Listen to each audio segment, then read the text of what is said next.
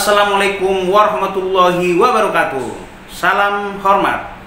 Selamat bertemu kembali bersama saya Irman Tale Daulay di channel YouTube Tale Trias Info dalam program Bincang-Bincang Tipis-Tipis.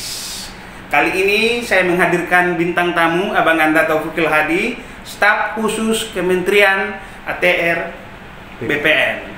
Kami akan mengiris tipis-tipis seputar yang menjadi keluhan banyak orang seputar mafia tanah yang sampai sekarang tak kunjung usai, dan ini bisa menimpa siapa saja. Tetapi kita mulai dulu pembinaan ini membongkar dari dalam. Kita akan berbincang-bincang tipis-tipis dengan Bang Taufikul Hadi. Bang, gimana upaya dari Kementerian ATR BPN ini dalam upaya pembinaan dari dalam sehingga persoalan mafia tanah ini bisa dibenahi ataupun setidaknya trennya perbaikannya semakin positif? Silakan, Pak. Yang harus dipahami dulu begini, mafia tanah di Indonesia ini telah ada sejak zaman dahulu, zaman Orde Baru. Kalau kita ketahui kasus Jonggol dulu masa Orde Baru, masa Pak Harto itu ada rencana ingin memindahkan ibu kota RI ke Jonggol. Iya, Pak. Di hutan belantara di Bogor di sana. Tiba-tiba tanah di sana itu adalah melejit, meroket, tidak karu-karuan harganya. Ada spekulasi tanah yang luar biasa. Siapa yang melakukan itu? Itu mafia tanah. Jadi sejak sebelumnya, jauh sebelum kasus Jonggol itu di Indonesia telah ada mafia tanah.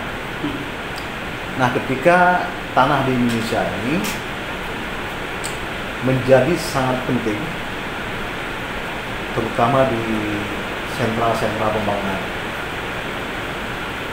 Karena itu menjadi sangat bernilai, maka muncullah mafia tanah.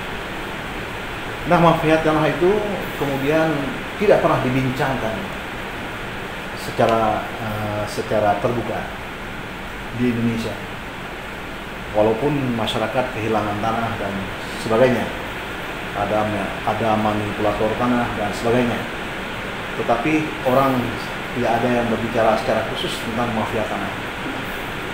Mafia tanah ini baru diangkat dan dipersoalkan secara sangat sistematis ketika menterinya adalah Pak Sofyan Jalil. Jadi ketika Pak Sofyan Jalil merencanakan membasmi mafia tanah, terangkatlah ke permukaan persoalan mafia tanah. Gunung es tadi ya. Maka mafia tanah ini pun melakukan respon, menghidupkan mesinnya untuk membalikkan, melakukan perlawanan terhadap Pak Sofyan Jalil.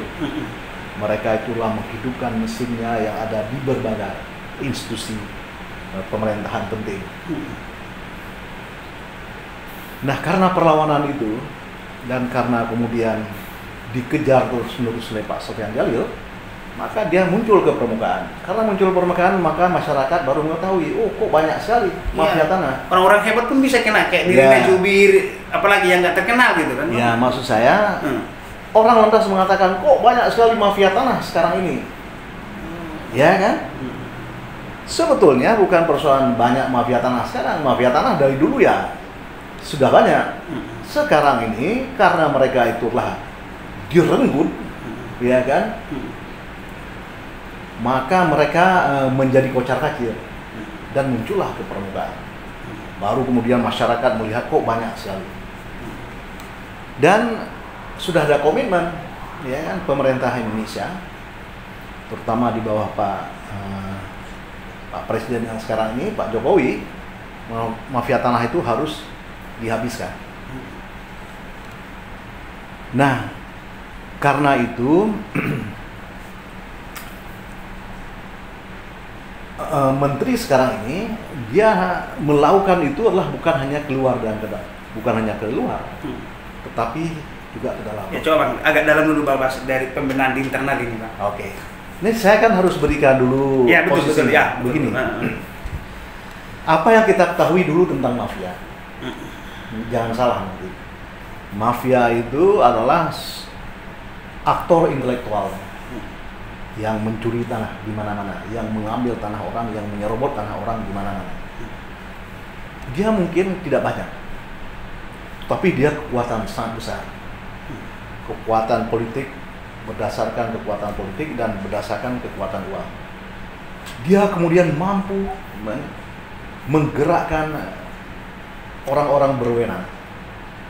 Yang ada dengan berwenang itu ya. Di mana orang berwenang itu? Di BPN ini, di lembaga penegakan hukum seperti kepolisian, kejaksaan, pengadilan. Dia kemudian bisa menggerakkan juga kepala desa, kemudian camat, bupati dan sebagainya. Jadi jangan heran kita kemudian mereka sejumlah dari pejabat-pejabat tersebut, kalau kita lihat dari hati kecil kita kok bisa dia itulah mendukung penyerobotan tanah, pengambilan tanah secara sewenang-wenang? Karena itu adalah mereka bagian dari jaringan. Jadi mafia di sana, tetapi yang ada di BPN ini adalah jaringan mereka. Kalau memang ada di BPN, ada. Seperti juga apakah ada di kejaksaan? Ada. Oknum jaksa. Oknum. Ya. Apakah ada di kepolisian? Ada oknum. Ada. Oknum polisi. Oknum, ya. Apakah ada di pengadilan? Ada. Oknum hakim. Mereka itu adalah semuanya adalah telah digerakkan. Dengan kekuatan apa? Terutama dengan kekuatan uang. Dan yang heran bahwa kemudian yang sejumlah pemimpin lembaga-lembaga tersebut juga kadang-kadang tidak sadar bahwa dia telah diseret di dalam gerak mafia tersebut. Nah, di sini di BPN ini, ATR BPN, Pak Menteri membentuk Satgas Anti Mafia Tanah. Yes. Ya. Nah, karena kita ketahui adalah mafia tanah itulah sangat luar biasa, ya kekuatannya. Maka tidak mungkin itulah hanya dilakukan oleh BPN saja. Karena kenapa? Karena tindakan mereka kadang-kadang adalah tindakan yang sebetulnya melawan hukum. Jadi sudah masuk ranah pidana. Misalnya bagaimana ranah pidana itu adalah mereka memalsukan girik, ya kan? Pemalsuan girik, kemudian dengan girik palsu itu dia ambil tanah orang. Nah, itu sudah pidana sebetulnya. Kalau misalnya adalah hal tersebut dilakukan oleh BPN saja, tidak mungkin. Karena apa? BPN ini adalah bukan lembaga penegakan hukum. Maka paling bisa dia melapor. Tetapi apa yang terjadi kadang-kadang ada oknum tertentu di institusi seperti kepolisian misalnya, ya kan? Oknum, bukan polisi. Mereka tidak menaikkan persoalan tersebut menjadi pidana. Ya? Berarti dengan kata lain, berarti BPN ini, Satgas ini nggak bisa bekerja tunggal, harusnya bangun sinergi dengan BPN-nya yang tidak. Karena itu dia bentuklah Satgas. Ya. Satgas itu adalah bekerja sama dengan siapa? Ya. Di dalamnya, pertama tentu saja yang memimpin Satgas di kita ini adalah di kementerian ini, dia adalah seorang jenderal aktif. Ya. Statusnya adalah staf khusus. Kemudian BPN melakukan MOU. Ya. Dengan siapa? Dengan kepolisian, dengan kejaksaan. Kita melakukan MOU.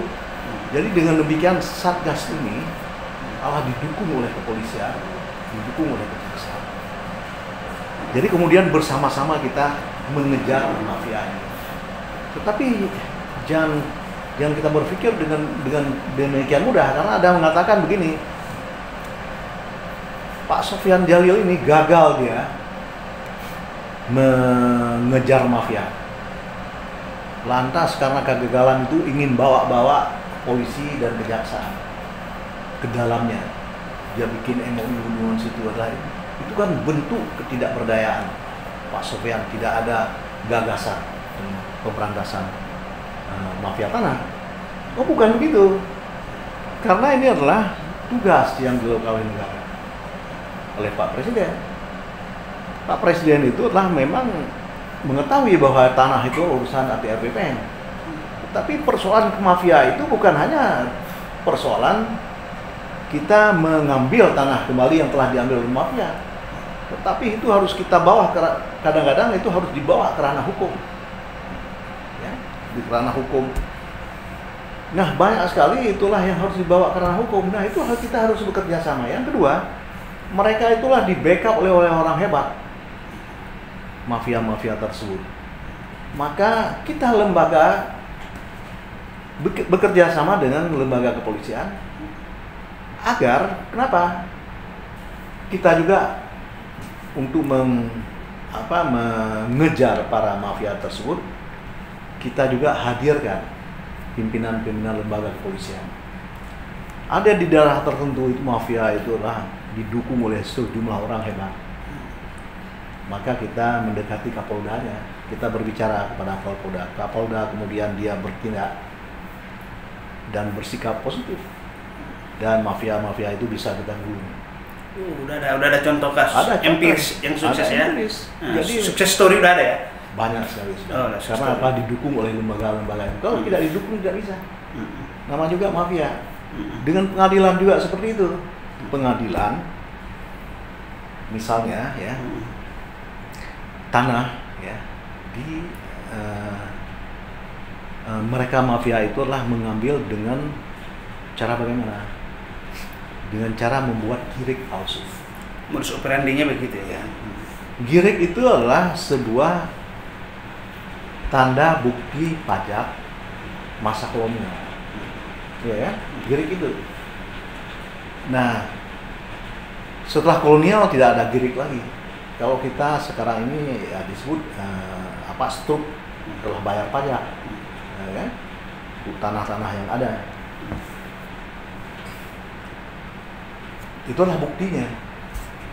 Kalau dulu itulah bentuknya adalah khusus dipilih oleh Belanda. Kemudian girik yang blanko kosong tersebut disimpan di Kementerian Keuangan dalam gudang. Dulu ketika Pak Marangi mengatakan bahwa girik itu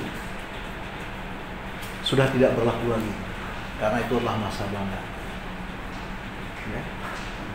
Yang berlaku adalah pembayaran pajak sekarang, bukti bayar pajak sekarang. Itu girik tidak ada lagi.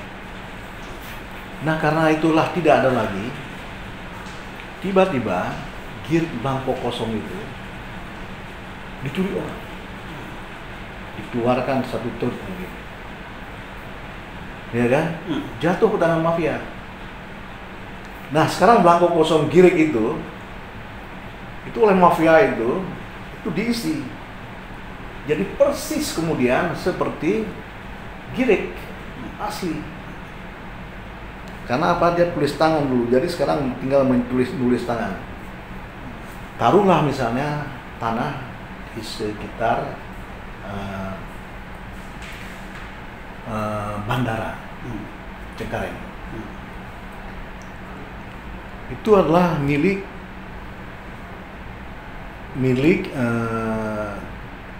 Angkasa Pura. Ya ya. Jadi kan sudah jelas itu milik Angkasa Pura. Misalnya, ini saya berikan contoh misalnya. Angkasa Pura 2. Tiba-tiba datang orang, ya kan, si X, dia membawa kemudian girik. Ini tanah ini adalah tanah saya. Nama saya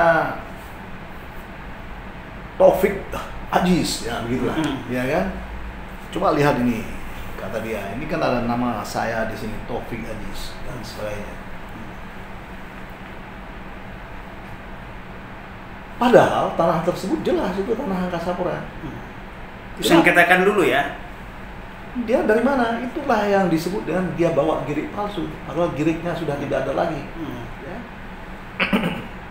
Kemudian girik tersebut diminta diakui oleh lurah.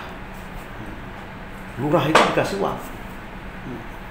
Atas pengakuan dan sebagainya itu, dibawa ke pengadilan. Di pengadilan itu mungkin ada oknum hakim itu yang dibayar. Akhirnya di pengadilan menang. Tanah-tanah milik negara pun diambil oleh para mafia tersebut. Bisa seperti itu. Itu adalah contoh saja ya. Nah, tanah di tempat lain juga seperti itu. Apakah itu tanah BUMN, apakah itu tanah masyarakat biasa, itu bisa hilang. Masyarakat yang misalnya telah berpuluh-puluh tahun, beratus-ratus tahun itu sudah milik nenek moyang mereka, seperti misalnya di Tangerang, di dalam konteks pembangunan daerah di Tangerang tersebut, ya. Perumahan mewah itu. Perumahan mewah itu, ya. Mau dibikin sebuah daerah kota, ya. Di pesisir utara di sana. Tapi tanah itu tiba-tiba muncul orang mengakui tanah masyarakat itulah milik dia, ada giriknya. Mau dibawa ke pengadilan, dan di pengadilan itu bisa dimenangkan. Nah, kalau BPN itu mengandalkan kepada hanya sejumlah orang, tidak bisa di internal. Apalagi jangan-jangan itulah kepala BPN itu juga ikut karena dia sudah dibayar. Ya, jadi tanah-tanah masyarakat itu biasanya mafia bermain bukan hanya kepala desa, tetapi dengan BPN, dengan oknum polisi. Selnya udah ini bang ya. Sudah sangat bagus. Nah, itulah kemudian harus kita bentuk satgas tersebut. Iya bang. Nah, karena satgas ini, karena kemudian kebijakan dari Pak Menteri, dia mengetahui dalam kasus misalnya Tangerang tersebut, ya, ada oknum BPN yang bermain, pejabat BPN yang bermain, yang ikut mendukung mafia. Maka itu mereka diberhentikan. Di Jakarta ada tanah di Cakung milik PT Salve namanya, ya kan? Kemudian tiba-tiba berpindah menjadi milik seseorang, milik dari orang di situ, ya, namanya Halim. Halim ini adalah dia hanya mungkin seorang guru ngaji yang sederhana. Ya. Tiba-tiba tanah belasan hektar itu sudah menjadi milik dia. Ya, bukan tanah berapa hektar, bukan belasan, tapi ya, lumayan luas lah. Luas itu sudah milik dia. Dia mengklaim dan bawa ke pengadilan dan sebagainya. Kenapa? Halim ini ada orang di belakang, ada mafia. Ya. Mafia ini kerjasama dengan oknum BPN, kepala wilayah BPN Jakarta. Dibawa ke pengadilan, kemudian dibatalkan oleh Pak Menteri. Karena kenapa? Itu adalah punya Salve. Tiba-tiba kok sertifikatnya menjadi milik Halim. Nah, ini milik Halim ini dibatalkan oleh Menteri. Wow, keren. Ya kan? Kemudian dilihat siapa yang melakukan ini. Rupanya yang melakukan adalah Kakanwil Jakarta. Bersama dengan kepala kantor Jakarta Timur. Pada saat itu, maka mereka itulah diberhentikan. Oh, inilah upaya membongkar dari dalam itu, inilah contohnya. Membongkar dari dalam. Dan dibawa ke ranah hukum. Sekarang ini di ranah hukum. Ya kan, tetapi dia mengatakan saya tidak bersalah. Saya ini adalah melaksanakan tugas, ada PP-nya dan sebagainya. Ada permen dan sebagainya. Saya melaksanakan tugas itu berdasarkan permen itu. Tetapi berdasarkan permen itu, tentu saja langkah kita ini adalah di BPN adalah ada permennya, peraturan menteri, ada peraturan pemerintah, ya kan? Tentu saja ada. Tetapi tidak bisa ujuk-ujuk kita lantas menggunakan permen tersebut. Kalau dalam urusan tanah, kalau misalnya tanah saya ya kan? Di daerah Jakarta Selatan, tiba-tiba kita menggunakan permen ini langsung. Lantas tanah saya ini adalah berpindah ke tangan orang lain. Boleh tidak? Tidak boleh. Kecuali saya menjual. Kalau saya menjual, Dan cerita ya Bang ya. maka ada prosesnya. Ada bukti pembayaran sudah lunas. Baru kemudian bisa beralih namanya kepada orang lain. Tetapi ini tidak ada apapun. Tidak dijual, kemudian mereka adalah pura-pura mengukur tanah tersebut. Ini tanahnya ini yang diukur ini, kemudian mengatakan bahwa tanah ini sudah diukur. Padahal yang diukur adalah tanah entah di mana. Kemudian itulah diproses. Kemudian punya PT Salve ini berpindah kepada Halim yang guru ngaji yang sederhana tersebut. Ya kan?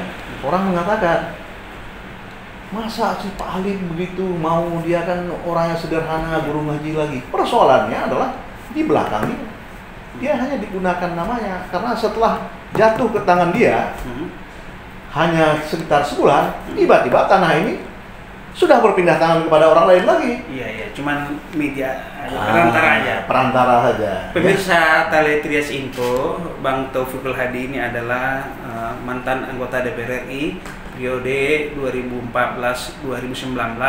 Beliau duduk di Komisi 3 membidangi masalah hukum. Jadi beliau sangat kompeten membaca alur-alur hukum, dan beliau juga senior kita di jurnalis dan sampai sekarang melekat, nggak ada pensiunnya. Wartawan nggak boleh pensiun ya Bang ya. Nggak ada pensiun. Jadi beliau sangat mengetahui seluk-beluk persoalan hukum yang terjadi di tengah masyarakat. Dan terakhir ini Bang, solusi berbagai, ada tadi Abang sampaikan sukses story, ada membongkar dari dalam juga sudah tanda kutip udah makan korban gitu kan. Solusi ke depan apa yang ditawarkan Bang supaya ini bisa tuntas, nggak merajalela lagi? Pertama adalah setidaknya tidak merajalela gitu ya Bang ya. Kalau yang kemarin Abang ceritakan ini, saya bilang udah merajalela ini, tapi dengan adanya seperti yang di Jakarta Timur itu, setidaknya orang nggak bisa merajalela lagi, karena kan yang Abang ceritakan di Jonggol berpotensi juga kejadian di ibu kota baru di Pasar Penajam Utara. Gimana Bang? Ya, pertama adalah saya berharap masyarakat jangan dengan mudah menerima berita hoax. Jadi seakan-akan seperti kasus misalnya Cakung itu, ada yang membela Halim karena Halim itu orang sederhana. Mereka tidak tahu bahwa Halim itu di belakangnya adalah mafianya yang sangat besar. Dia hanyalah digunakan namanya saja. Jadi ada orang bersimpati pada Halim. Yang kedua, yang harus dipahami bahwa kalau ada jumlah oknum di BPN, bukan berarti semua BPN itu adalah rusak. Ya. Karena apa? Harus saya ingatkan juga, ada sejumlah oknum di kepolisian, bukan berarti kepolisian itu rusak. Ya. Ada sejumlah oknum di kejaksaan, bukan berarti kejaksaan itu rusak. Ya. Betul. Ada sejumlah oknum buruk ya di pengadilan, hakim-hakim, oknum hakim. Bukan berarti pengadilan kita adalah sudah buruk, ya, tidak. Nah, yang paling penting adalah masyarakat harus mengerti betul bahwasannya kita ATR BPN sekarang sangat serius memberantas mafia tanah. Maka kami berharap masyarakat mendukung hal tersebut. Jangan justru kemudian ikut-ikutan menyalahkan seakan-akan sekarang ini di masa Pak Sofyan Jalil ini adalah mafia tanah banyak sekali. Karena itulah di sejumlah politisi juga, itulah bagian, bisa saja adalah bagian yang digerakkan oleh mafia. Dia menyerang balik Pak Sofyan Jalil, minta Pak Sofyan diberhentikan dan sebagainya. Padahal dia sudah dibayar oleh mafia. Ya. Nah, hal yang seperti ini sekarang, hal yang seperti itu mohon hati-hati. Karena kalau tidak, maka Kementerian ATR BPN menjadi demoralisasi. Karena upaya kita memberantas mafia tanah tidak didukung. Ada politisi yang menyerang, ada ini, ada itu, dan semuanya masyarakat juga mengatakan salah dan sebagainya. Tentu Pak Somenjal sudah memperhitungkan itu Bang, perlawanan itu sudah diperhitungkan ya. Sudah diperhitungkan, jadi masyarakat sekarang ini adalah harus mendukung. Nah, yang harus diingat bahwa kalau emang ada di ATR BPN, sekarang ada 125 orang telah diberhentikan, dipecat dan sebagainya. Kalau emang ada lagi, kita pecat lagi. Tetapi kalau misalnya ada kesalahan tertentu di ATR BPN karena misalnya ada kebijakan, ada tekanan dari atas, ya kan, sehingga mereka berbuat kesalahan, maka ATR BPN itu ada komitmen membela mereka kalau mereka di bawah proporsional juga lah Pak. Proporsionalitas. Jadi misal kasus di Jakarta Timur dalam kasus Cakung, itu ada 10 orang di sekarang ini menjadi tersangka. Jadi ratusan yang dipecat ini umumnya terlibat mafia tanah ini ya Bang? Mafia tanah. Ya. Jadi ada 10 orang itu pegawai BPN di Jaktim itu sekarang menjadi tersangka. Bagaimana sikap daripada ATR BPN? Kami mendukung kebijakan penyidik, sikap penyidik kalau mereka bersalah. Itu kan mereka masih tersangka. Kenapa? Karena polisi ini sedang mencari otaknya dalam kasus Salve ini. Siapa? Kalau kami sudah jelas di ATR BPN bahwa otaknya itulah Kakanwil waktu pada saat itu, namanya adalah Bapak Jaya SK. Dia itu adalah bersama dengan Kakan pada saat itu, namanya Samsul. Itu bagi kami jelas, tetapi kan persoalan hukum harus dibuktikan. Dia meminta mereka menjadikan 10 orang itu sebagai tersangka. Mereka ingin naikkan kemudian sedikit demi sedikit ke atas. Maka kita dukung. Dan kepada tersangka ini 10 orang ini, kalau mereka itulah memang tidak salah, nggak usah khawatir. Kami kementerian akan memberikan bantuan hukum semaksimal mungkin. Kalau tidak salah, insya Allah mereka tidak salah. Tetapi kalau mereka bersalah, misalnya seperti saya katakan tadi, mereka tidak pernah ke lapangan, tetapi menandatangani saja. Tanah ini tidak pernah diukur, tiba-tiba mengatakan telah diukur, tanda tangan saja. Itulah suatu yang tidak profesional, itu salah. Maka hal yang ini susah kita membantunya. Tapi kalau yang lain tidak ada masalahnya.